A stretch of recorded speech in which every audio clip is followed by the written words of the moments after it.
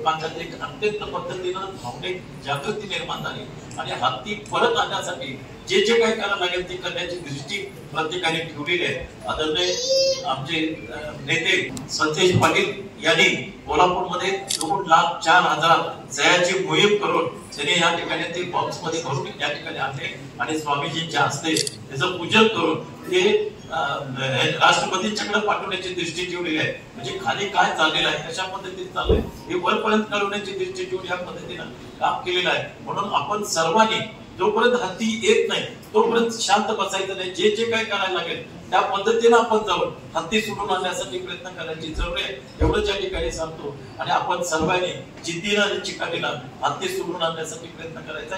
सर्वजण एकत्र येऊन हत्ती सोडून कसं आणता येईल हे बघण्याची दृष्टी प्रत्येकाने ठेवलेली आहे आणि त्या कल्पनेतनंच आपण सगळ्यांनी एकत्र येऊन त्याला झुंज देणं आणि हत्ती सोडून आणण्यासाठी जे जे काय करायला लागेल ती करण्याची दृष्टी ठेवणं एवढंच या ठिकाणी मी सांगतो.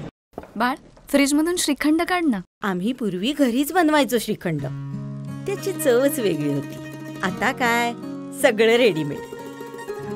आजी, हे श्रीखंड खाऊन बघ.